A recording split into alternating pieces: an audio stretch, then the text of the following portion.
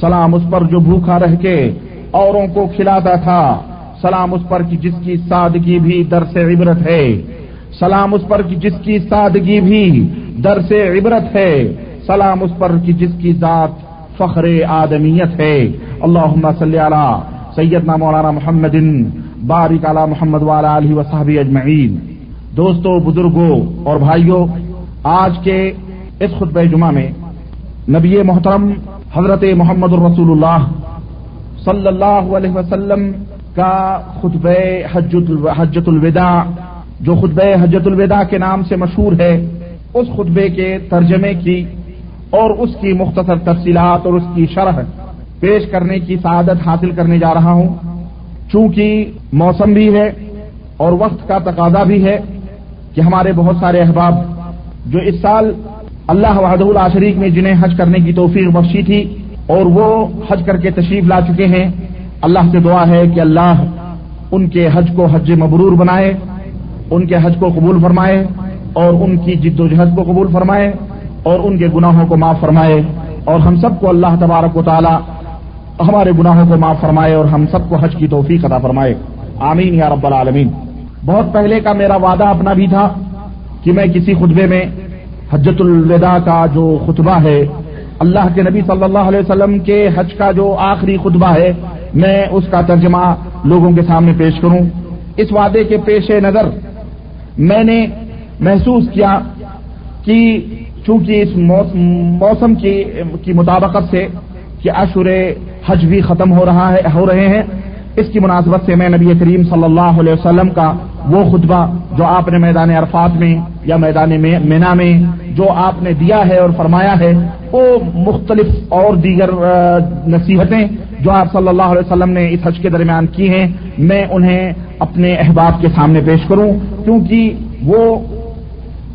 خطبہ جو آپ صلی اللہ علیہ وسلم نے فرمایا وہ نہایت ہی جامع اور نہایت ہی مانع اور نہایت ہی مختصر لیکن ایجاز اور اعجاز سے بھرا ہوا وہ خطبہ ہے جو آنے والی تمام نسل انسانی کے لیے، تمام نسلوں کے لیے عام طور سے اور مسلمانوں کے لیے خاص طور سے مشعل راہ ہے۔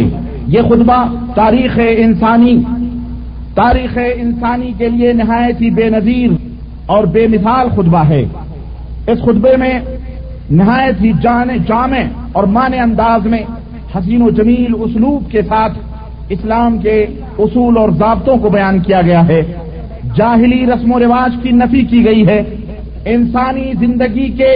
انفرادی اور اجتماعی، اسی طرح سے معاشرتی و معاشی اور سیاسی اور عمرانی، فکری اور عملی پہلوؤں کو نہایت ہی ایجاز اور اختصار کے ساتھ اللہ کے رسول صلی اللہ علیہ وسلم نے بیان فرمایا ہے، اور خاندان کی بنیادی اکائی یعنی مرد اور عورت کے حقوق سے لے کر انسانی اجتماع کے اہم ترین مسائل کا نہایت ہی اچھے اور نہایت ہی سلجھے اور لطیف انداز میں مثبت طریقے سے پیغمبر اسلام صلی اللہ علیہ وسلم نے حل پیش فرمایا ہے۔ غرض یہ وہ تعلیمات ہیں جو انسانیت، جو ہر کوئی بھی انسان اس طرح کی تعلیمات پیش کرنے سے قاصر ہے۔ آئیے میں ان خطبات کی یا اس مختصر ان خطبات کے ترجمے پیش کرنے سے پہلے اور ان میں جو بیان کیے گئے امور اور احکام ہیں، ان کا نچوڑ اور لب لباب بیان کرنے سے پہلے میں آپ کے سامنے مختصر طور پر اور نہایت اختصار کے ساتھ نبی کریم صلی اللہ علیہ وسلم کے حج کے وہ اس واقعے کو بیان کروں جو اس خطبے سے مربوط ہے اور جس کے اندر نہایت ہی عبرت اور نہایت ہی نصیحتوں کی موتیاں ہمارے لیے موجود ہیں۔ نبی کریم صلی اللہ علیہ وسلم سن 10 ہجری 26 ذی-قعدہ سن 10 ہجری کو سید العرب والعجم حج بیت اللہ کا ارادہ کر کے مکہ کی طرف نکلتے ہیں، اور یہ وہ ایام اور یہ وہ اوقات ہیں جب جزیرۃ العرب میں دعوت کی تبلیغ مکمل ہو چکی تھی اور اللہ نے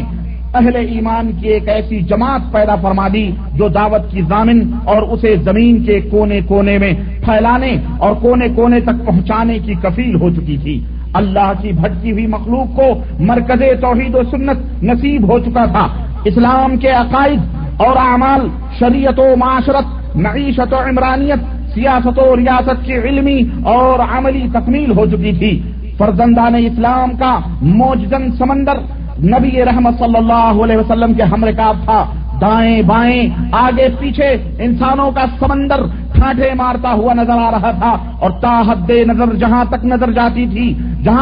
جاتی تھی پروانوں کا ایک ہجوم تھا جو نبی کریم صلی اللہ علیہ وسلم کو اپنے جلوں میں لیے ہوئے تھا، اور مدنی تاجدار آفتاب ماہتاب نبوت و رسالت بیچ میں جلوہ فرما تھے، چاروں طرف لبیک اللہم لبیک لبیک لا شریک لک لبیک ان الحمد والنعمت لک والملک لا شریک لک کی صدائیں اور حسن آفرین صدائیں بلند ہو رہی تھی۔ پورا کارواں، پورا قافلہ حج جو تھا گویا ان صلاتی و نسکی و محیای و مماتی للہ رب العالمین کا عملی مظہر اور نمونہ بنا ہوا تھا۔ ذوالحلیفہ یعنی موجودہ وقت میں جس کا نام ابیار علی ہے، ابیار علی نبی محترم صلی اللہ علیہ وسلم پہنچتے ہیں، وہاں عصر کی نماز ادا کرتے ہیں اور رات بھر وہیں پر آپ قیام فرماتے ہیں۔ صبح ہوتی ہے تو آپ صلی اللہ علیہ وسلم فرماتے ہیں کہ آج رات میرے رب کی طرف سے ایک آنے والا آیا اور اس نے کہا کہ اے محمد صلی اللہ علیہ وسلم اس مبارک وادی میں نماز پڑھو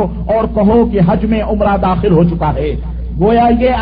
اصل میں یہ حج میں عمرے کی اباحیت تھی، عمرے کی اباحیت یعنی حج میں عمرے کو داخل ہونے کے جائز ہونے کا ثبوت اور حکم ملا تھا اللہ وحدہ لا شریک سے، کیونکہ زمانے جاہلیت میں حج کے دنوں میں عمرہ کرنے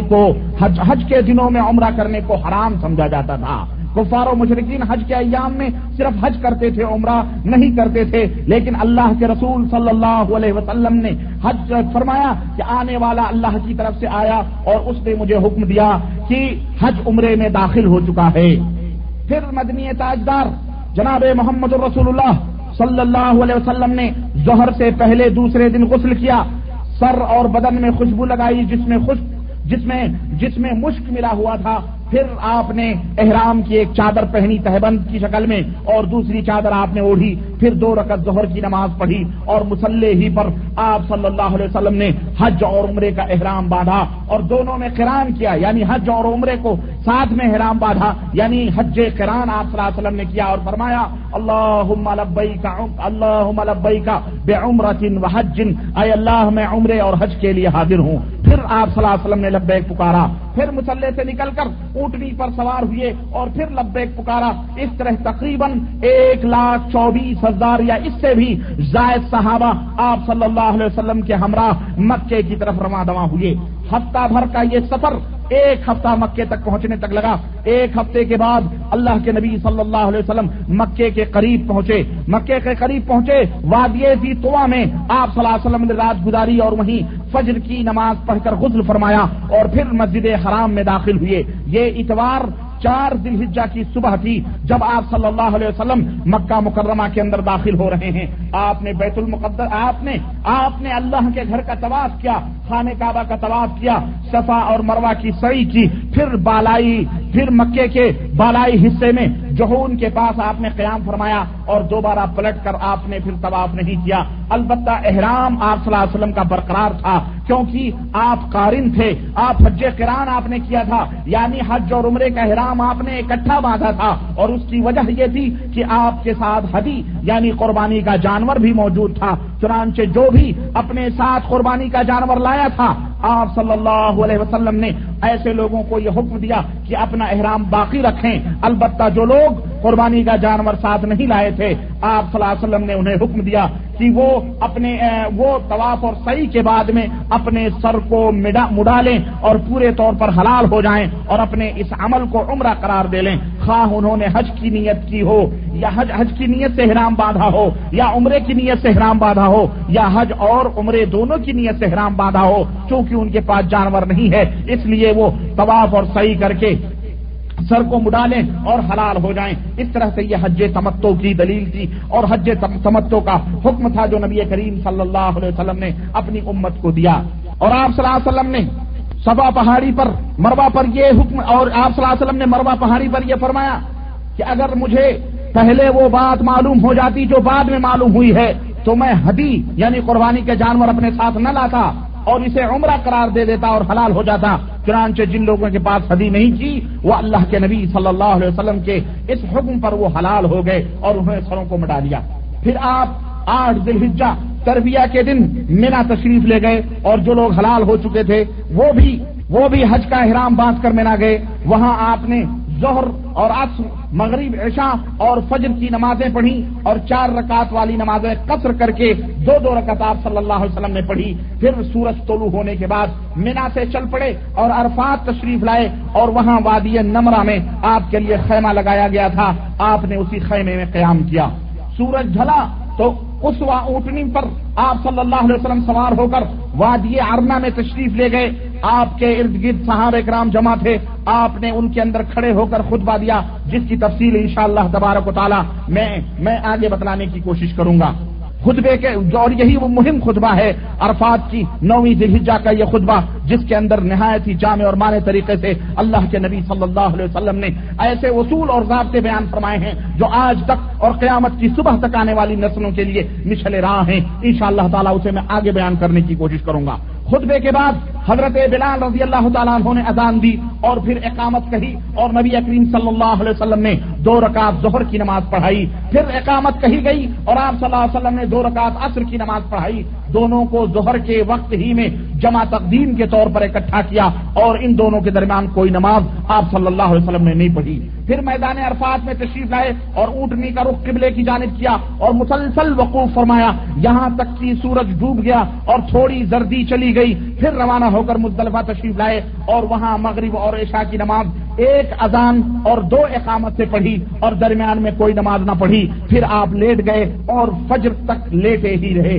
پھر صبح تڑکے فجر کی نماز پڑھی اور مشعر حرام آ گئے، اور وہاں پر قبلہ رخ ہو کر دعا، تکبیر اور تحلیل اور توحید کے اندر مشغول رہے، یہاں تک کہ خوب اجالا پھیل گیا۔ سورج طلوع ہونے سے قبل آپ مینا کے لیے روانہ ہو گئے، اور جمرہ کبریٰ آ کر 7 کنکریاں آپ صلی اللہ علیہ وسلم نے جمرہ کبریٰ کو ماری۔ ہر کنکری کے ساتھ تکبیر کہتے جاتے، اس جمرے کو کنکری مارنے تک آپ صلی اللہ علیہ وسلم لبیک پکارتے رہے، اور کنکری مارنے کے ساتھ ہی تلبیہ پکارنا آپ صلی اللہ علیہ وسلم نے بند کر دیا۔ پھر آپ اپنے ڈیرے پر مینا میں تشریف لائے اور اپنے دستے مبارک سے 100 اونٹوں میں سے 63 اونٹ آپ صلی اللہ علیہ وسلم نے اپنے ہاتھ سے ذبح کیے۔ 63 اونٹ ذبح کیے، اور باقی اونٹ حضرت علی رضی اللہ تعالیٰ عنہ نے ذبح کیے۔ پھر آپ کے حکم سے ہر اونٹ کا ایک ایک ٹکڑا کاٹ کر ہنڈی میں ڈالا گیا اور پکایا گیا۔ پھر آپ صلی اللہ علیہ وسلم نے اور صحابہ کرام نے اس میں سے گوشت کھایا اور اس کا شوربہ پیا۔ قربانی کے بعد حجام کو بلایا گیا اور سر کا داہنا حصہ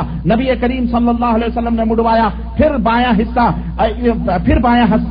مڑوایا، اور اس کے بعد آپ صلی اللہ علیہ وسلم نے کپڑے پہنے، احرام اتار دیا، کپڑے پہنے، خوشبو لگائی، اور طواف افاضہ کے لیے بیت اللہ تشریف لے گئے۔ طواف افاضہ کرنے کے بعد میں صحیح آپ صلی اللہ علیہ وسلم نے نہیں کی۔ اس کے بعد ظہر کی نماز پڑھی، بنو عبد المطلب کے پاس آئے جو لوگ زمزم کا پانی پلا رہے تھے۔ آپ صلی اللہ علیہ وسلم نے فرمایا، اے بنو عبد المطلب، تم لوگ پانی کھینچو، کیونکہ اگر یہ اندیشہ نہ ہوتا کہ لوگ تمہارے پانی پلانے کے اس کام میں تمہیں مغلوب کر دیں گے تو میں بھی تم لوگوں کے ساتھ کھینچتا۔ چنانچہ انہوں نے آپ کو ایک ڈول پانی دیا اور آپ نے اس سے پانی، زمزم کا پانی نوش فرمایا۔ اس کے بعد مینا تشریف لائے اور وہاں ایام تشریق یعنی 11، 12، 13 ذی الحجہ تک مینا کے اندر آپ ٹھہر کر تینوں جمرات کو روزانہ سورج ڈھلنے کے بعد کنکری مارتے تھے، اور کنکری مارتے رہے۔ جمرہ صغریٰ سے شروع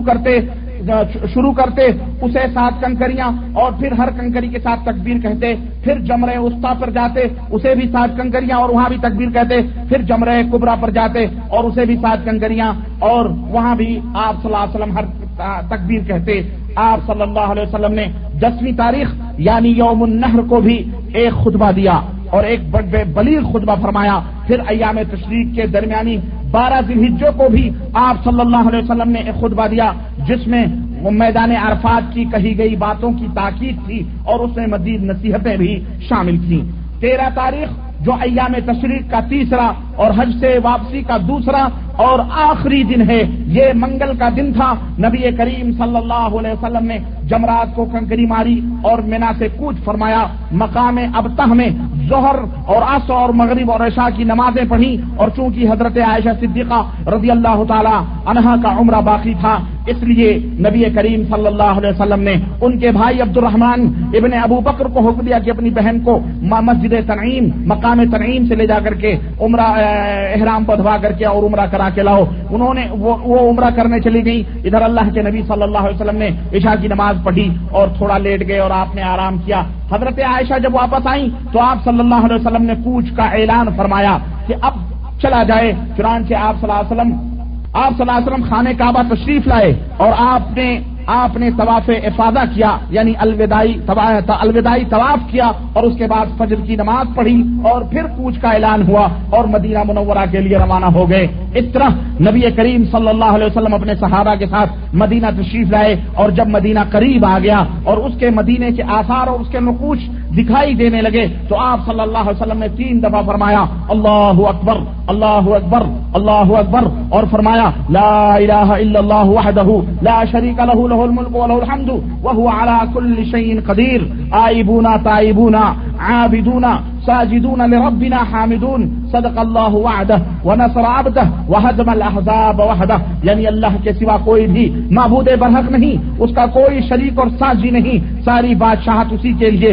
کے لیے تمام قسم کی حمد و ثنا ہے اور وہی اللہ ہر چیز کے اوپر قادر ہے. ہم لوٹنے والے ہیں, توبہ کرنے والے ہیں رب کی بارگاہ میں, رب کی عبادت کرنے والے ہیں, اپنے رب کے دربار میں سجدہ کرنے والے ہیں, اس کی حمد و ثنا اور تعریف بیان کرنے والے ہیں. اللہ نے اپنے وعدے کو سچ فرمایا, اپنے بندے کی مدد کی اور تنے تنہا اللہ نے ساری کفر کی جماعتوں کو شکست عطا فرمائی. اس کے بعد اللہ کے نبی صلی اللہ علیہ وسلم نے جب فوج در فوج لوگ اسلام کے اندر داخل ہونے لگے تو اس وقت اللہ کے نبی صلی اللہ علیہ وسلم یہ آخری حج کرنے کے بعد میں آپ صلی اللہ علیہ وسلم نے حضرت اسامہ بن زید کے ہمراہ تقریباً 700 صحابہ کو بھیجا اور کہا جا کر کے روم کی سرزمین کو روٹ کر کے چلے آؤ. چنانچہ یہ فوج تیار ہوئی اور مدینے سے 3 کلومیٹر کے فاصلے پر مقام جرف پر اس فوج نے قیام کیا, پڑاؤ ڈالا. اتنے میں نبی کریم صلی اللہ علیہ وسلم کے بیماری کی اطلاع ملتی ہے تو وہ فوج وہیں پر ٹھہر جاتی ہے. یہاں تک کہ وہ فوج مسلسل وہاں قیام پذیر ہوتی ہے, ٹھہری ہوئی ہوتی ہے, یہاں تک کہ نبی کریم صلی اللہ علیہ وسلم کا آخری وقت آتا ہے اور آپ اس دار فانی سے کوچ کر جاتے ہیں. آخر اس فوج کی روانگی کا صحرا حضرت خلیفۃ المسلمین حضرت ابوبکر صدیق رضی اللہ تعالیٰ عنہ کے سر آتا ہے. صحابہ کرام کہتے ہیں کہ نبی کریم صلی اللہ علیہ وسلم نے اسے بھیجا تھا لڑائی کرنے کے لیے, اس لیے ابھی اس کو روک لیا جائے. نبی کی وفات کے بعد مدینے کے قبائل, مدینے کے ارد گرد رہنے والے جو قبیلے ہیں وہ قبیلے باغی اور سرکش ہو چکے ہیں, مسلمانوں کے اوپر مصیبت کا وقت آ پڑا ہے, اس لیے ان فوجیوں کو روک لیا جائے تاکہ مدینے کی حفاظت کریں. لیکن خلیفۃ المسلمین حضرت ابوبکر صدیق رضی اللہ تعالیٰ عنہ یہ جواب دیتے ہیں واللہ لا احل عقدۃ عقدها رسول اللہ صلی اللہ علیہ وسلم. اللہ کی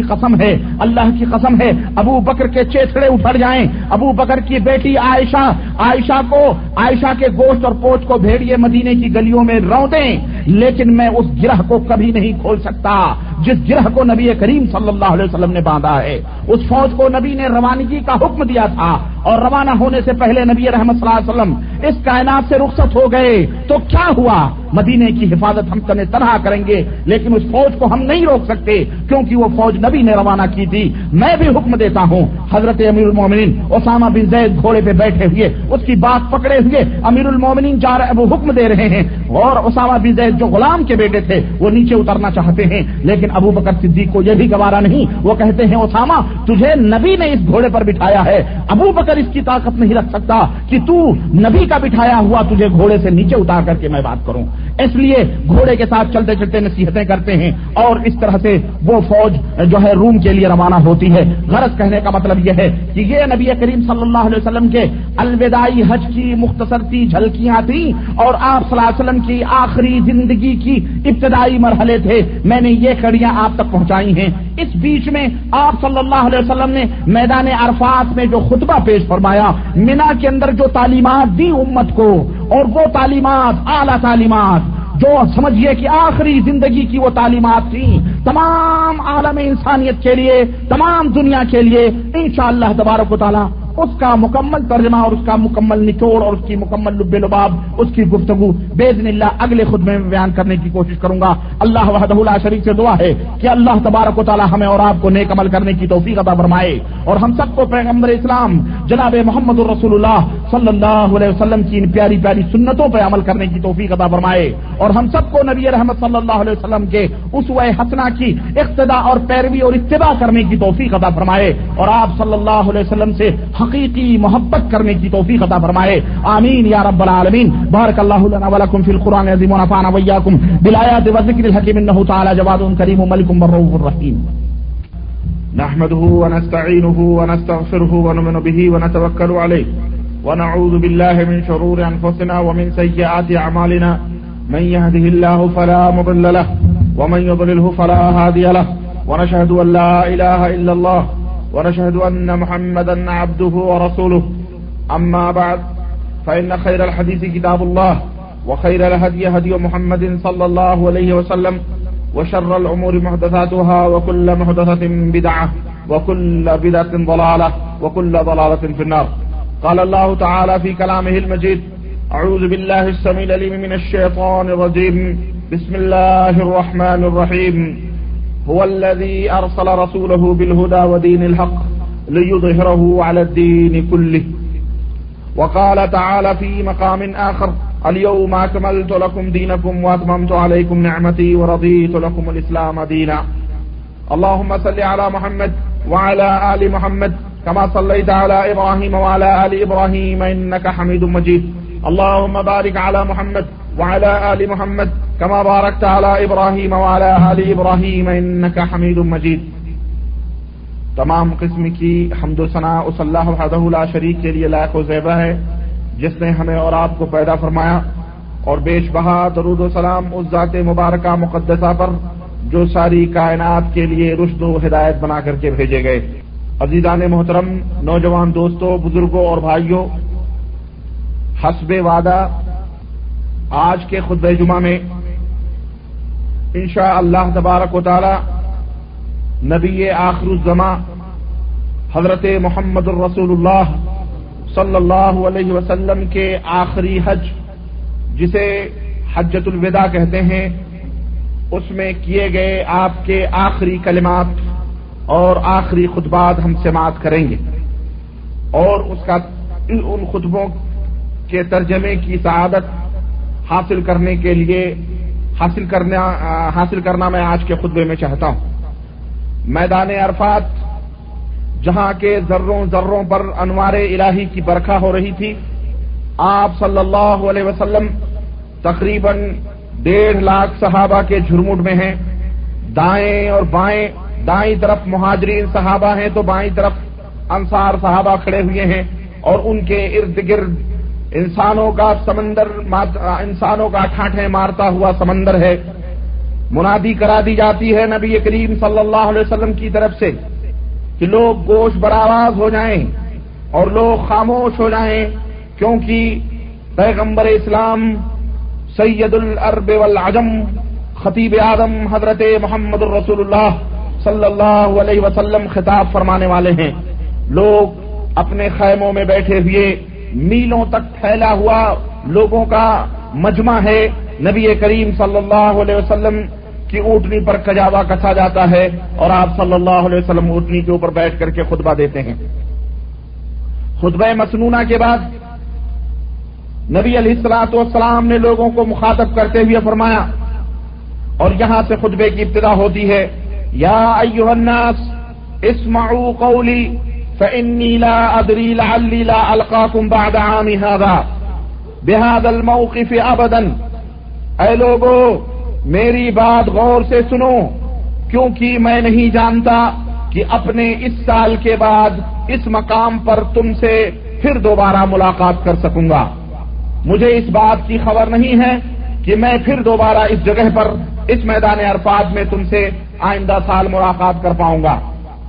اے لوگو، تمہارا خون اور تمہارا مال ایک دوسرے پر اسی طرح حرام ہے جس طرح تمہارا آج کا دن حرام ہے۔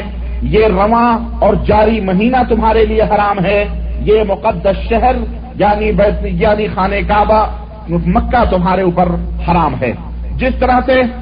آج کا دن حرام ہے، بیت اللہ حرم کعبہ حرام ہے، مہینہ جو ذی الحجہ کا ہے وہ حرام ہے، اسی طرح ایک مسلمان کا خون دوسرے مسلمان کے اوپر حرام ہے، ایک مسلمان کا مال ایک دوسرے کی مسلمان کے لیے کیا ہے؟ حرام ہے۔ اے لوگوں سن لو، جاہلیت کی ہر چیز میرے پاؤں تلے رونت دی گئی ہے، یعنی جاہلیت کا جو نظام تھا وہ سارا نظام درہم برہم ہو چکا ہے اور اسے ختم کر دیا گیا ہے۔ جاہلیت کا خون انتقام بھی ختم کر دیا گیا کہ جاہلیت کے زمانے میں جو تم باپ داداؤں سے ایک دوسرے کے خون کے بدلے لیتے چلے آ رہے تھے، ہم نے آج اس نظام کو ختم کر دیا ہے، اور ہمارے خاندان کا سب سے پہلا خون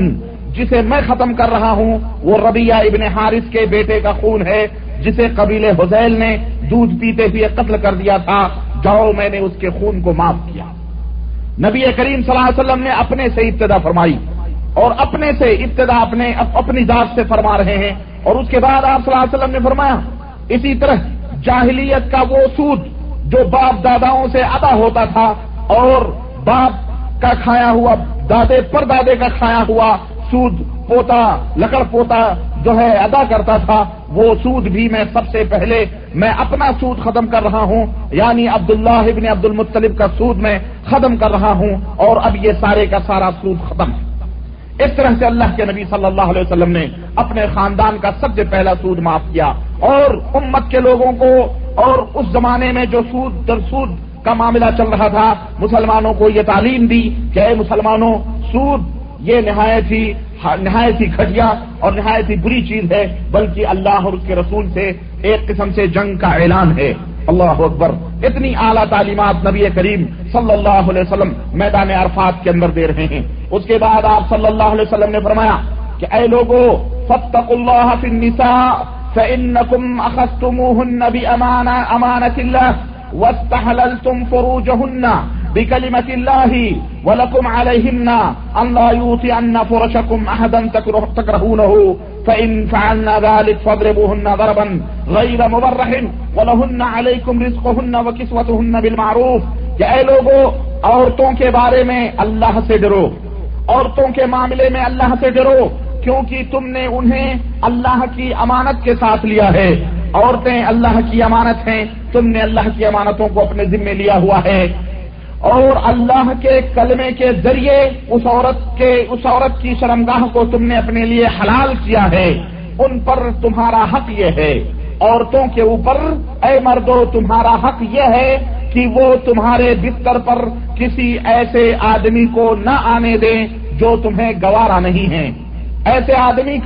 سے اپنے بسترے کو نہ روندائیں، تمہارے سوا کسی کو بھی اپنے بسترے پر نہ طلب کریں، اور اگر وہ ایسا کر لیں، یعنی اگر یہ غلطی ان سے ہو جائے تو تم انہیں مار سکتے ہو، لیکن سخت مار نہ مارنا، اور تم پر ان کا حق یہ ہے، اور عورتوں کا مردوں کے اوپر حق یہ ہے کہ تم انہیں بھلائی کے ساتھ کھلاؤ اور بھلائی کے ساتھ انہیں پہناؤ جو تم کھاتے ہو اور جو تم پہنتے ہو۔ اللہ اکبر! یہ بھی تعلیم دیکھیں، ایک انسانی معاشرے اور انسانی سوسائٹی کے لیے کتنی اعلیٰ تعلیم ہے، اور عورتوں کا کیا مقام ہے جو اسلام نے اور پیغمبر اسلام جناب محمد رسول اللہ صلی اللہ علیہ وسلم نے بتلایا ہے۔ اللہ اکبر! ایسی تعلیم کسی بھی دھرم اور کسی بھی مذہب کے اندر موجود نہیں ہے جو الحمدللہ نبی کریم صلی اللہ علیہ وسلم نے یہ مساوات اور یہ برابری اور عورتوں کے اس مقام اور مرتبے کو بتلایا ہے اپنے اس آخری خطبے میں۔ اور لوگ تو عورتوں کو خاص طور سے ایسے نازک اور اہم موڑ پر بھول جاتے ہیں، اور ان کے کسی حق اور حقوق کا بیان اور تذکرہ کہیں نہیں ملتا ہے، کہیں نہیں کسی دھرم میں ہوتا ہے۔ لیکن نبی رحمت صلی اللہ علیہ وسلم کو دیکھیں کہ جہاں آپ صلی اللہ علیہ وسلم اعلیٰ تعلیمات اپنی امت کو آخری خطاب میں فرما رہے ہیں، اس میں اللہ کے نبی صلی اللہ علیہ وسلم نے عورتوں کا خصوصی طور سے ذکر کیا۔ یہ خود عورتوں کے عزت و مقام اور ان کے مرتبے کے لیے سب سے بڑی چیز ہے اور سب سے بڑی دلیل ہے۔ اس کے بعد آپ صلی اللہ علیہ وسلم نے فرمایا، اسی میدان عرفات کے اندر آپ نے فرمایا وَقَدْ تَرَكْتُكُمْ مَا لَن تَضِلُّوا بَعْدَهُ إِنِ اعْتَصَمْتُمْ بِهِ كِتَابَ اللَّهِ، کہ کہ اے لوگوں میں تمہارے درمیان وہ چیز چھوڑ کے جا رہا ہوں، اگر تم نے اس کو مضبوطی کے ساتھ پکڑے رکھا تو تم کبھی بھی گمراہ نہیں ہو سکتے ہو، اور وہ کیا ہے؟ وہ اللہ کی کتاب قرآن کریم ہے۔ قرآن کریم کو میں چھوڑ کر کے جا رہا ہوں، اس کو تم مضبوطی کے ساتھ پکڑ لینا، تم ہرگز گمراہ نہیں ہوگے۔ لیکن العما والحبیب، آج وہ معزز تھے زمانے میں مسلمان ہو کر، وہ معزز تھے زمانے میں مسلمان ہو کر، اور ہم خار ہوئے تارک قرآن ہو کر آج قرآن ہمارے سینوں میں موجود نہیں، ہمارے ذہن و دماغ میں موجود نہیں، اور قرآن کو ہم نے صرف دعا تعویذ اور گنڈے پلیتے، اور قرآن کو ہم نے صرف ایصال ثواب اور مردوں کو بخشوانے کے لیے اور جھاڑ پھونک تک کے لیے محدود رکھا ہے کہ اگر کوئی مر گیا تو اس کی تعویذیں بنا کر کے اور اس کی گنڈے بنا کر کے لوگوں کو تقسیم کرو، یا اگر کوئی مر گیا تو اس کے سرہانے یا اس کی خبر پر باقاعدہ وظیفے یا جو ہے لے کر کے جا کر کے قرآن پڑھو، اور اگر کوئی بیمار ہو گیا، کسی کو جن بھوت پکڑ لیا تو اس کی تعویذیں بنا کر کے پھیرو۔ اس طرح سے قرآن کو ہم نے استعمال کرنا شروع کیا۔ وہ قرآن جس نے اس انسانیت کو معراج زندگی عطا کی ہے، وہ قرآن جس سے پیغمبر اسلام جناب محمد الرسول اللہ صلی اللہ علیہ وسلم کو بھی وہ مقام اور مرتبہ اسی قرآن کے ذریعے سے ملا، جس کو ملا وہ بھی صاحب مقام و مرتبہ، جس رات میں وہ قرآن اترا وہ رات بھی تمام راتوں سے سب سے زیادہ افضل اور سب سے زیادہ اعلیٰ ہو گئی۔ تو میرے عزیز، اس قرآن کی برکت سے آج ہم نے اپنی آنکھوں کو پھیر لیا، اور ہمارے درمیان ایسے بھی شیطان صفت علماء اور ملا نے موجود ہیں، جب قرآن کی بات آتی ہے تو کہتے ہیں کہ تم قرآن نہیں سمجھ سکتے، اس لیے کہ قرآن سمجھنے کے لیے بہت بڑے علم کی ضرورت ہے اور بہت بڑے تجربے کی ضرورت ہے، بڑے بڑے علماء جو ہیں وہی قرآن کو سمجھ گئے، تمہارے سمجھ میں قرآن نہیں آ سکتا ہے، اس لیے قرآن کو چھوڑ دو، ہم نے جو بتلایا ہے بس اسی کے اوپر چلو۔ تو اس طرح سے شیطان صفت یہ مولوی اور شیطان صفت یہ لوگ امت کو قرآن سے دور رکھ رہے ہیں، اور صرف اس کو جزدانوں میں لپیٹ کر صبح شام اگربتی سلگاتے ہیں اور اس کو چوم چام چڑھ کر کے اس کو طاقوں کی زینت بنائے ہوئے ہیں، بس حرام ہے اس طرح سے۔ اسی وجہ سے آج ہمارے ملکوں میں گمراہیاں اور ضلالتیں پھیلی ہوئی ہیں، اور قدم قدم پر فرقے اور قدم قدم پہ جماعتیں اور قدم قدم پہ انتشار اور افتراق کی یہ امت شکار ہو چکی ہے۔ بالخصوص ہمارے ملکوں کے اندر خاص طور سے اس طرح کا اختلاف اور اس طرح کا انتشار موجود ہے، لیکن جو لوگ قرآن کو پڑھتے ہیں، جو لوگ قرآن کو سینے سے لگاتے ہیں، جو لوگ قرآن کی تعلیمات کے اوپر عمل کرتے ہیں، الحمدللہ ان میں کوئی اختلاف، کوئی مذہبی افتراق اور کوئی انتشار موجود نہیں ہے۔ اور میں چیلنج کے ساتھ کہتا ہوں اور دعوے کے ساتھ کہتا ہوں کہ مملکت سعودی عربیہ اس دنیا کے اندر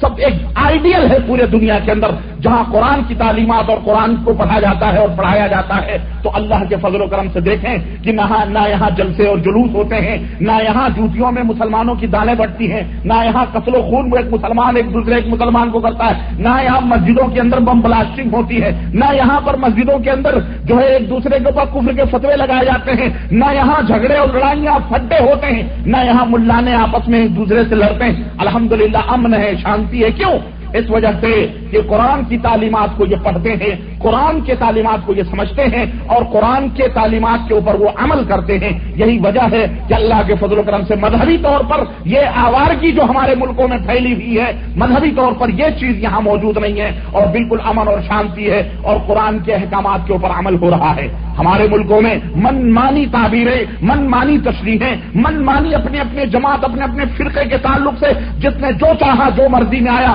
قرآن کے ترجمے، قرآن کی تفسیریں لکھ کر کے جتنی جماعتیں، ہر جماعت کے ملانوں نے اپنی اپنی تفسیریں لکھی ہیں اور اپنی اپنی مرضی سے تفسیریں لکھ کر کے امت کے اندر بگاڑ پیدا کیا ہے۔ یہ فلانی تفسیر، یہ فلانی تفسیر، یہ فلانی تفسیر، جو تفسیریں ہمارے سلف نے لکھی ہیں، جو تفسیریں جو صحابہ سے ثابت ہیں، جو تفسیریں تابعین اور تبع تابعین سے ثابت ہیں، جو تفسیریں علماء اور مجتہدین سے ثابت ہیں، اس کے اوپر اقتناع اور اس کے اوپر صبر نہیں ہوتا، بلکہ ملانوں نے اپنے 1.5 انچ کی مسجد الگ کرنے کے لیے اپنی مرضی سے وہ فلسفے اور وہ جناب علی وہ بگھارتے ہیں اس کے اندر کہ علامہ والحبیب اپنی کوئی عشق و محبت کے نام پر تفسیریں کر رہا ہے، کوئی کہتا ہے یہ مسئلے قرآن اور حدیث میں نہیں ملیں گے، یہ ہمارے محبت کی آواز ہے، یہ ہمارا عشق بول رہا ہے۔ ایسے لوگوں کو جوتے نکال کے پیٹو، یہ عشق کچھ نہیں ہے اسلام کے اندر۔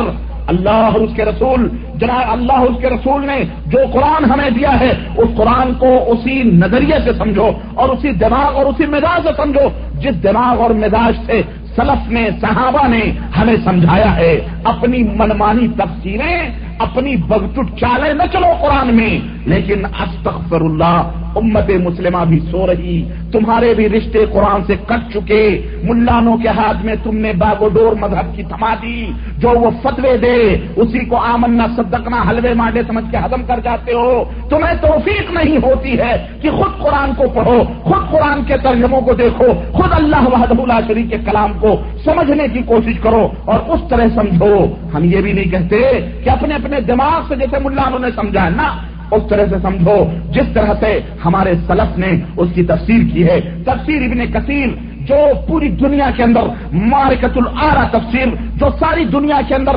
متفق علیہ تفسیر, سلف کی تفسیر حافظ ابن کثیر رحمۃ اللہ علیہ کی, جس کی تفسیر کو ہر فرقے کا آدمی تسلیم کرتا ہے. لیکن جب اپنے منمانی آتی ہے ان فرقوں کو, جب اپنی مرضی چلانی ہوتی ہے تو تفسیر ابن کثیر کو بھی لپیٹ لپاٹ کر کے بازو میں رکھ دیا جاتا ہے اور اپنے ملانوں کی باتیں چلاتے ہیں. ہاں, اور جہاں دوسری باتیں ہوتی ہیں موافق, وہاں تفسیر ابن کثیر کے حوالے دیے جاتے ہیں. سمجھ آ رہی کہ نہیں آ رہی ہے؟ تو ایسی اس تفسیر کو پڑھو, اس کے اندر دیکھو اللہ صاحب حضرت حافظ میں کثیر رحمۃ اللہ علیہ نے کس طرح سے قرآن کی تفسیر, قرآن سے احادیث سے کس طرح سے صحابہ کرام سے تابعین تابعین سے کی ہے. تو میرے عزیز اللہ کے نبی نے فرمایا کہ میں تمہارے درمیان وہ چیز چھوڑ کے جا رہا ہوں کہ اگر تم نے اس کو مضبوطی سے تھامے رکھا تو تم کبھی گمراہ نہیں ہو سکتے ہو, اور وہ چیز کتاب اللہ ہے. کتاب اللہ ہے. آپ صلی اللہ علیہ وسلم نے اسی طرح سے فرمایا یا ایھا الناس انه لا نبی بعدی ولا امت بعدکم الا فاعبدوا ربکم وصلوا خمسکم وصوموا شهرکم وادوا زکاة اموالکم طیبة بها انفسکم وتحجون بیت ربکم واطیعوا ولاة امرکم تدخلوا جنة ربکم. اللہ کے نبی نے فرمایا کہ اے لوگوں یاد رکھو اب میرے بعد کوئی نبی اس کائنات کے اندر آنے والا, میرے بعد کوئی نبی آنے والا نہیں ہے, اور تمہارے بعد اب کوئی دوسری امت بھی آنے والی نہیں ہے.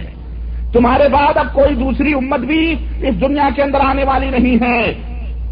تو اے میری امت کے لوگوں اپنے رب کی عبادت و بندگی کرو, اپنے رب کی عبادت و بندگی کرو, اللہ کے ساتھ اللہ ہی کی عبادت کرو اور کسی اور کی عبادت نہ کرو, شرک نہ کرو اللہ رب العزت کے ساتھ. وصلوا خمسکم, اور 5 وقت کی نمازوں کو ادا کرو. وصوموا شہرکم, اور سال میں ایک دفعہ ایک مہینے کا روزہ رکھو. وادوا زکاة اموالکم, اور اپنے مالوں میں زکات نکالا کرو, اور اپنے دل کی خوشی کے ساتھ زکات نکالا کرو, خوشی و مسرت کے ساتھ زکات نکالا کرو. یہ نہیں کہ زبردستی حکومت نکال رہی ہے تو خلاص ہم بھی نکالے دے رہے ہیں, ورنہ بعض ایسے بھی اسلامی ممالک ہیں کہ جہاں پر حکومت جہاں زکات نکالتی ہے, بعض ایسے مسلمان ہیں اور بدبخت اور کم نصیب مسلمان ہیں جو زکات نہ دینے کے خوف سے اپنے آپ کو شیعہ لکھوا دیتے ہیں کہ ہم شیعہ ہیں.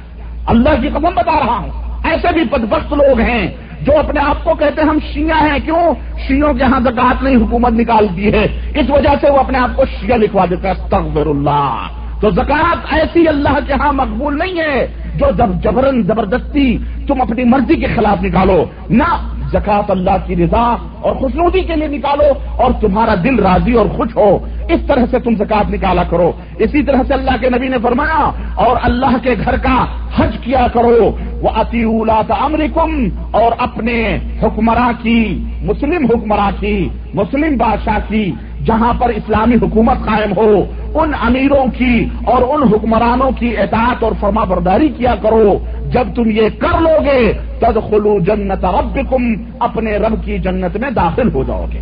اللہ اکبر. تو یہ نمونہ پیغمبر اسلام جناب محمد رسول اللہ صلی اللہ علیہ وسلم نے فرمایا اور تعلیم دی اپنی امت کے لوگوں کو, اور آپ نے فرمایا وانتم تسالون عنی فما انتم قائلون. اے میری امت کے لوگوں, اگر قیامت کے دن اللہ رب العزت نے میرے بارے میں تم سے سوال کیا تو تم کیا جواب دو گے پروردگار کو؟ میرے بارے میں نبی فرما رہے میرے بارے میں اگر اللہ نے قیامت کے دن سوال کیا تو تم کیا جواب دو گے؟ اور دوسری روایت میں ہے آپ صلی اللہ علیہ وسلم نے فرمایا الا یا امتا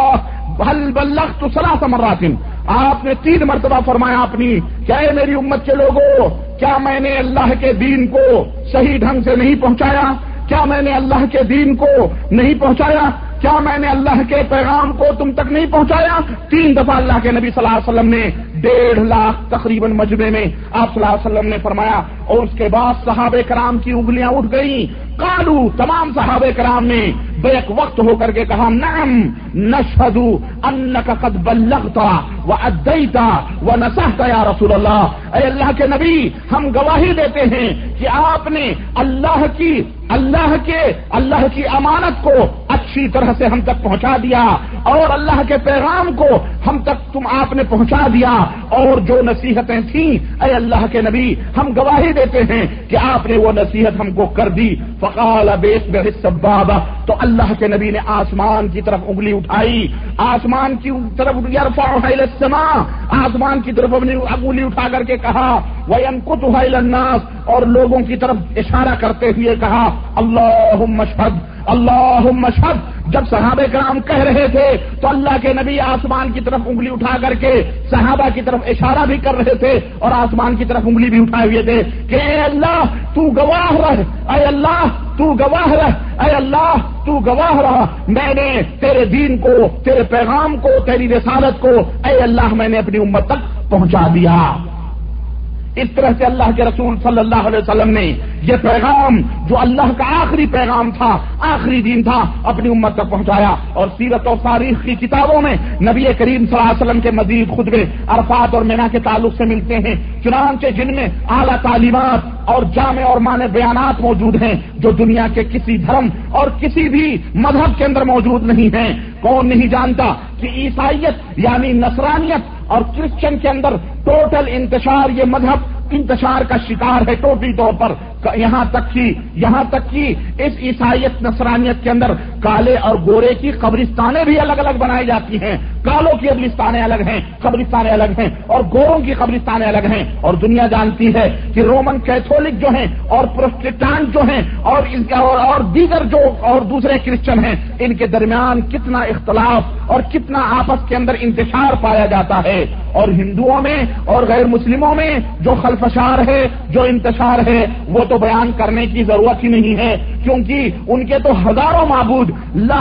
معبود ہیں، اور ہزاروں معبودوں کی پوجا کرنے کی وجہ سے ان کے اندر تو سرے سے ہی اختلاف موجود ہے اور پڑا ہوا ہے. اور دنیا جانتی ہے کہ وہ قوم ہے جو بھائی کے ساتھ مل کر کے کھانا نہیں کھا سکتا. اگر بھائی کے ساتھ تھالی میں ہندو جو اپنے بھائی کے ساتھ تھالی میں بیٹھ کر کے کھانا نہیں کھا سکتے، مگر جب بات کریں گے ہمارے ملکوں کے اندر تو اکھنڈ بھارت کی بات کریں گے کہ ہم اکھنڈ بھارت کے قائل ہیں، اور بات کریں گے تو بھارت کی مان اور مریادہ کی باتیں کریں گے. نیچ اونچ کے لیے جب سیاست کے پلیٹ فارم پہ کھڑے ہوں گے تو چماروں کو بھی اپنے گلے لگا لیں گے، لیکن جب ووٹ لے کر کے پارلیمنٹوں میں جائیں گے تو ان نیچ اونچ کا اس طرح سے ان کے اندر طبقاتی کشمکش ان کے دھارمک کتابوں کے اندر موجود ہے کہ اگر برہمن کے اوپر کسی دلت کا، کسی شودر کا اگر سایہ پڑ گیا تو اس برہمن کے اوپر ضروری ہے کہ وہ جا کر کے غسل کرے، ورنہ وہ ناپاک ہے.